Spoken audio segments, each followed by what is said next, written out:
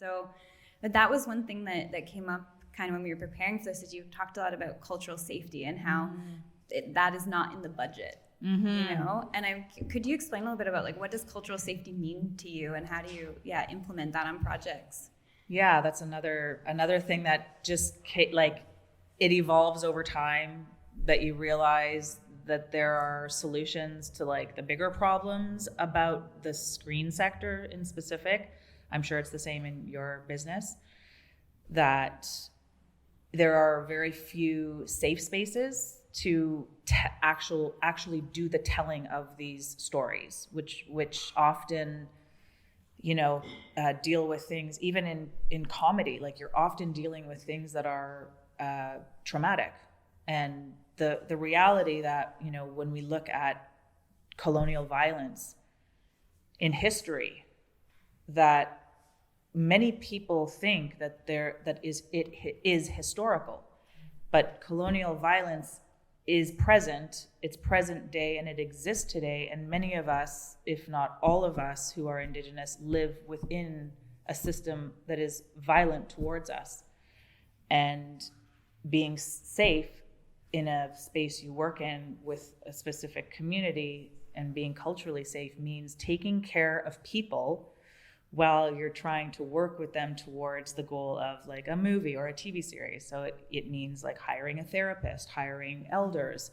It means maybe leaving time in the day knowing that there's a specific scene that is traumatic, that your actress will need to take an hour break to cry. So to provide a space where someone can just go and cry. These things are, there are a lot of people talking about this thing today that are not Indigenous, that are, other marginalized communities, that are bringing that safety mechanism into the sector. But in terms of culturally safe, it's a process. It's all about the process. It's like the whole purpose, I guess. So I said I do this because of being invisible, but I also think another part of it is that the narrative created around Indigenous people, Native American, whatever it is, whatever you call it, us, because we are not even Indigenous, we're like all the different names of the people we are and the places we come from. Those narratives are essentially propaganda. So the people who really started to undo that propaganda are like the first storytellers, like, Alanis comes to mind. There are very few who were in the 70s, like, or even in the 60s, telling stories through a documentary lens, but they were really unraveling or undoing lies.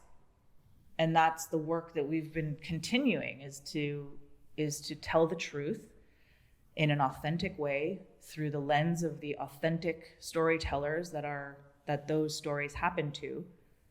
And in order to do that, you need to create safe spaces to tell those stories, and those processes don't fit in a budget that's created by, an industry that is all really about the bottom line. So you have to completely reimagine your entire process to indigenize it. And we don't do that because I don't think we do that because we want to be difficult. I think it's done because we want to be specific to the story and honor the story. So, someone who has a story from a community in the West Coast and Nisga'a territory is not the person that you're asking to partner on a story about Inuit. You should be asking an Inuit person to partner, or don't even tell the story at all. Let someone else do that story. So the safe spaces comes from the conception of the idea.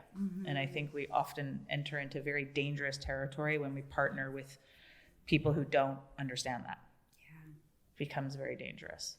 And I don't know if you agree with this, but I feel like we're kind of at the place now where we've gotten as far as like, we'll hire Indigenous people, but we haven't really gotten like past that. So it's like, we'll create a position, we'll create one position, and also like this person's going to indigenize this entire project or this entire institution or whatever it is.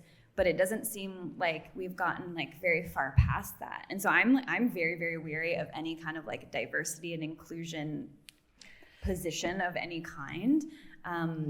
Because like that's how, like, I was the Indigenous reporter. Oh, I think many of us knew why we were in spaces. Although at the time, I think it was important to be in those spaces because, having a seat at the table is the most important thing about having a seat at the table is who you give that seat to afterwards and who you kick out of the other seats. Like you have to really, take up space because I don't know if I would have a career if I wasn't a diversity hire. Like, I just don't think it would have happened. Yeah, that's true. And I remember talking to a lot of like other women, Indigenous or just, women of color, and saying like, well, I feel like I'm only in the door because of this. And they're like, well, you might have gotten the door because of that, but now what are you going to do? And you don't just stay in if you're, you're not good.